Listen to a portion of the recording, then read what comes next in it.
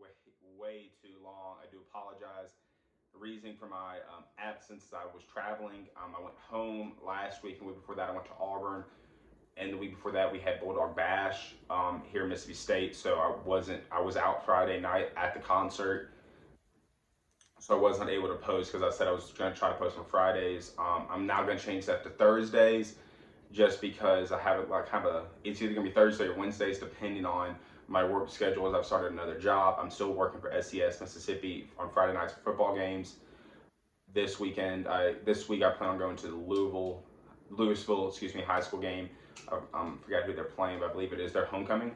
So I'm excited for that matchup. So yeah, I've just been busy, been traveling. The the Bart Talks. I was planning on dropping a podcast kind of episode for the Bachelor in Paradise finale. I have a person now, Cassie Gates, who will be kind of my Bachelor expert, as she has watched majority of all seasons of Bachelor, Bachelor in Paradise, Bachelorette. We recorded that the day of Bulldog Bash. I planned on dropping it as well as that week's episode of Art's Picks. It obviously did not get out, and due to relevancy, I will not be dropping that. But when Bachelor starts airing in January with Pete the Pilot, I will be dropping episodes weekly, probably on Tuesday or Wednesday, depending on mine and Cassie's schedule, as she will be my quote Bachelor expert, and I may have some other people join us as well. So getting to the pick segment, I'm 11-2 through the first. Of course, that was the first 3 weeks. Again, had not made picks the last 3 weeks, as not making posts. Before we get into the picks, I'm going to talk about the three teams in college football that I plan on talking about all year, plan on picking all year. That's Mississippi State, Ole Miss, and Memphis, and what I think about their season so far. Going to start with the positives. So I'm going to start with Memphis. Memphis 5-0 up to this point. They have Temple this weekend. They jumped into the AP poll at number 23. I'll pick that game when I get to the pick segment. I think Memphis, along with SMU, are the only two, maybe Cincinnati, but Cincinnati does have an early season loss.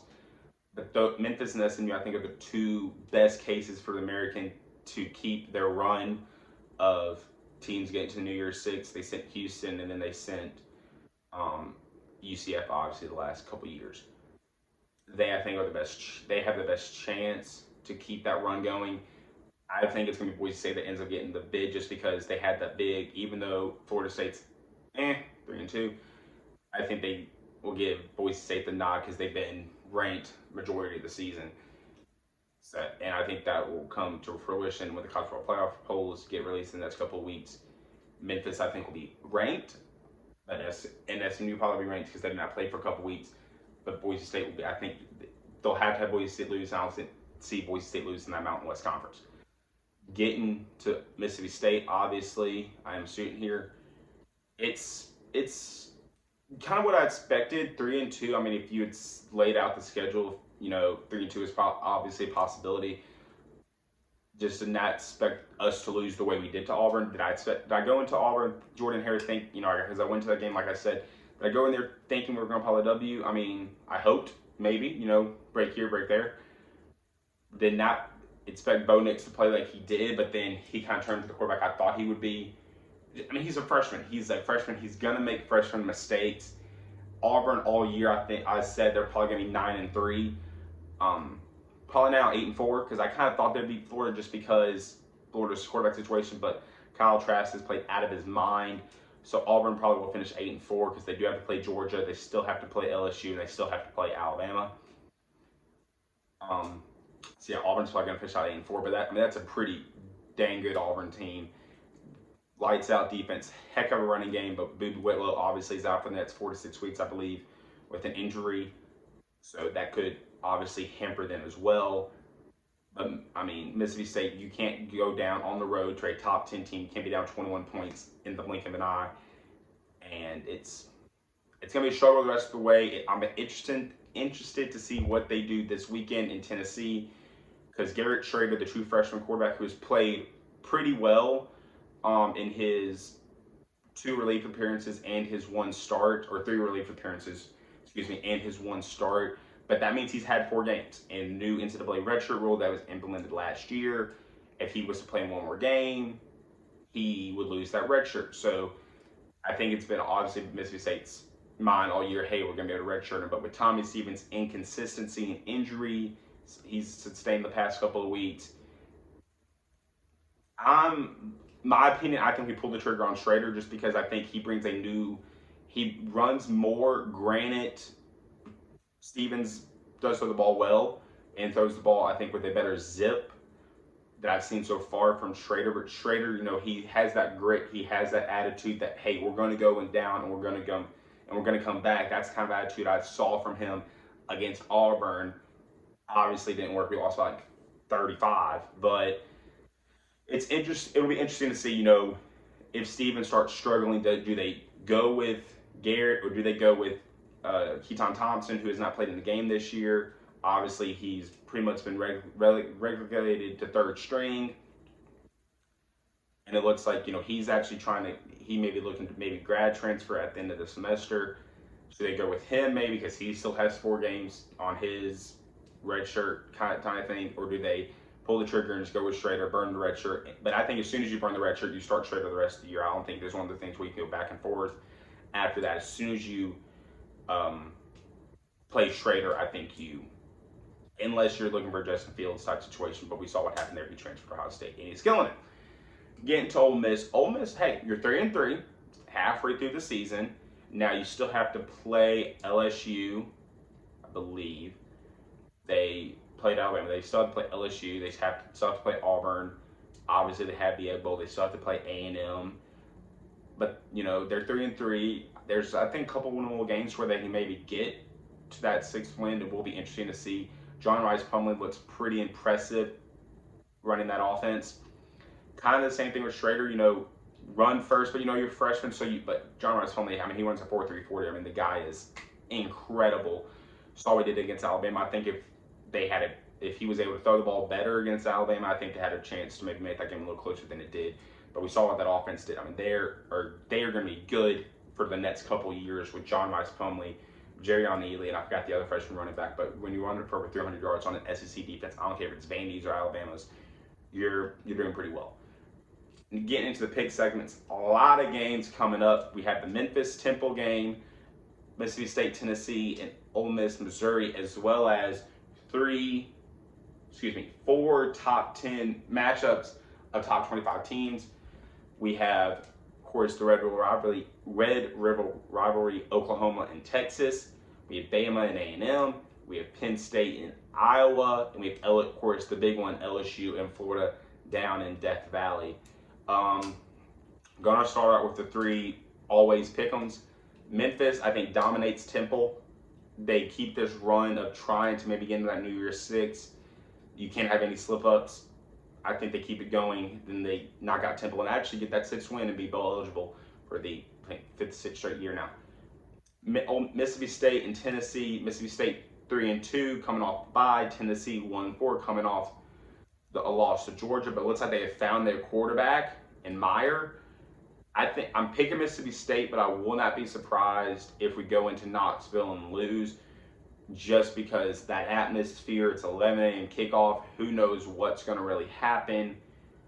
But I think Mississippi State, they have more weapons. I think Mississippi State pulls out the win. Ole Miss and Missouri, if this game was played in Oxford the way they played last week, I would take Ole Miss, but it's played in Columbia. Kelly Bryant will wear a leg brace on that injured knee. That'll be interesting to see because Ole Miss's defense, I think, has played better than they played in a long time. I'm picking Missouri, but I will not be surprised if Ole Miss can sneak out of there with a win and get closer to that bowl eligibility, which they're so wanting this year. Getting to the top 25 matchups. First one, going to go with the easiest one. Bama against A&M. The only reason A&M is ranked is because their head coach is Jimbo Fisher. You want to argue with me about that? I will take the arguments and I will win the arguments. You can't tell me that they played like a top 25 team. You will not convince me of that they played like a top 25 team. Bama wipes the 4th A&M. It is in College Station, but it will not be close in my opinion. Oklahoma and Texas, Red Bull rivalry. Jalen Hurts is getting a lot of flack because he said that, he's played in big rivalry games, when he played in the Iron Bowl, in his 2 starts in the Iron Bowl, Some Texas fans took light to that, said that that's not really a rivalry. Are you kidding me? Whatever. Oklahoma wipes the floor with them. Oklahoma is ticked off, especially the way last year that it, even though it kept them, they still made the playoff. Had a little question mark in their playoff, that one loss. But Oklahoma runs the table, and they continue it Saturday against Texas. I think they kill them. Penn State, Iowa. Originally, I thought Penn State, but then I remember it's in Iowa City. It's against the Hawkeyes. I believe it's the Saturday night game. Iowa looked pretty not good offensively last week, only scoring 3 points against Michigan. But Penn State has not really looked impressive to me in the first 5 weeks of the season. Yeah, they're 5-0, but they could theoretically be 3-2, 4-1. Iowa, I think, pulls off the quote upset because Penn State is ranked higher at number 10. Iowa is ranked number 17.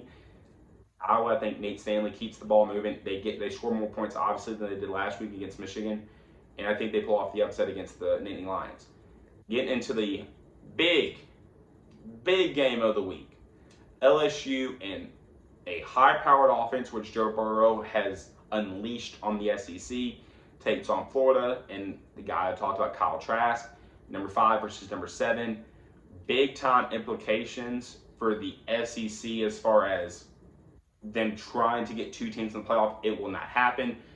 But if you remember from me and Ben when we talked about it, who we think could surprise teams, and I said LSU. I picked LSU to win the West because I did not expect this out of Joe Burrow, but I expected him, second year in that system. I expected him to play really well. And I think he continues that. It's a home game, night game, Death Valley. Give me the Tigers all day long. So we capping. Memphis takes care of Temple. Ole Miss loses to Missouri. Mississippi State squeaks out a win in Knox. Oklahoma takes out Texas. Bama takes out A&M. Penn State loses on the road at Iowa City at Kinnick Stadium to the Hawkeyes. And LSU takes care of business against the Gators. So those are my picks in the college football segment. Getting to the NFL segment, let's talk about those 3 teams. Patriots, my team, undefeated. Looked a little bit shaky there. We've looked a little bit shaky offensively, but that defense has played lights out, not allowed a passing touchdown the first 5 games. The Titans, Nelson's team, they looked a little inconsistent. It'll be interesting to see how they play this week. They got Denver, the Dolphins, my roommate Dylan's team. Nelson's obviously my other roommate. The Dolphins, Dylan's team, who's my other roommate. You're 0-4. You're coming off a bye, but if you want to win, this is the week to get one. Again, you're hosting the Washington Redskins. Just fired their head coach, and they're 0-5. This is the suck for Tua game. Whoever really wants it, they'll suck today or Sunday. And we got the Sunday night game, the Steelers against the Chargers. 2 of the most probably disappointing teams, even though the Steelers, you understand it because they lost Big Ben week 2. Landry Jones, that scary incident last week. It'll be interesting to see if they do go with Hodges or if Landry Jones does clear concussion protocol. And the Chargers, decimated by injuries, and they just have not looked well. In the Monday night game, we had the 2-1-1 Lions against the 4-1 Green Bay Packers. And let's get to the picks. Patriots, Thursday night, got the Giants. Take care of business. No doubt. Brady will pass Manning for second all-time on the all-time passing yards list. And we'll move to 6-0. I think if the Giants did not have all those injuries of losing their number 1 receiver in Shepard, losing their number 1 tight end in Ingram, and obviously out without Saquon for, I believe this is the 3rd consecutive game, I would say maybe possibly the Giants could pull off that upset. Daniel Jones has blitzed pretty well in his first 3 starts. Did not blitz well in his first 2. Did not play well last week. But there you have those injuries. Patriots get out with the win easily. And maybe Joe Williams' 3rd touchdown pass. I won't count on it. Stephon Diggs won't get a pick 6. Titans got the Broncos. Titans pull off the win. Move to 3-3. They got to keep pace in that AFC South, which it looks. Besides the Colts, every other team is just teeter-tottering. Who knows? You can pull off a couple wins. Maybe get in the wild card race. Dolphins against the Redskins. As I said, the Dolphins are hosting this game, and because of that, the Dolphins will win and move to 1-4 on the season. Congratulations, Brian Flores. I think you will get your first win as an NFL head coach. For the simple matter of the fact, The Redskins, I think, have checked out. They've checked out, obviously, with the head coach, they're firing them. But the fact that, you've had 3 quarterbacks play in your 5 games into the season, and none of them have really been hurt. Colt McCoy, he was kind of injured, but that's the reason they said they weren't playing him. But the inconsistent about Dwayne Haskins. Of course, that was one of the reasons Jay Gruden, I think, was let go. I think it's just an inconsistent organization all in all. Dolphins get the win against the Redskins. Moving on to the Sunday night game, Chargers bounce back, maybe try to keep pace. Like I said, for the AFC wild card, they moved to 3-3 on the year. I think they beat the Steelers, a decimated Steelers team. Is what it is. Lions against the Packers.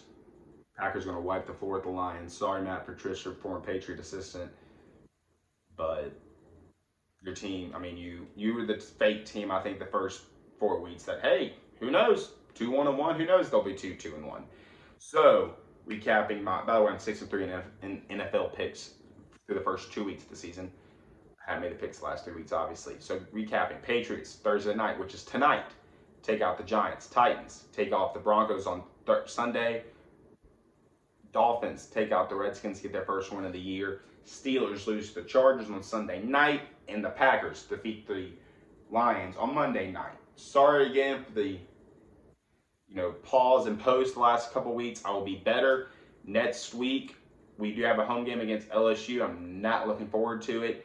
In 2 weeks' time, though, I will be traveling to College Station to watch Mississippi State take on A&M. Maybe posting videos of stuff like that. I know I said I was going to the the New Orleans trip and the Auburn trip. Did not take videos. I would do my best to take videos of that beautiful stadium. I'm really excited to see Kyle Field. So yeah, see you next time.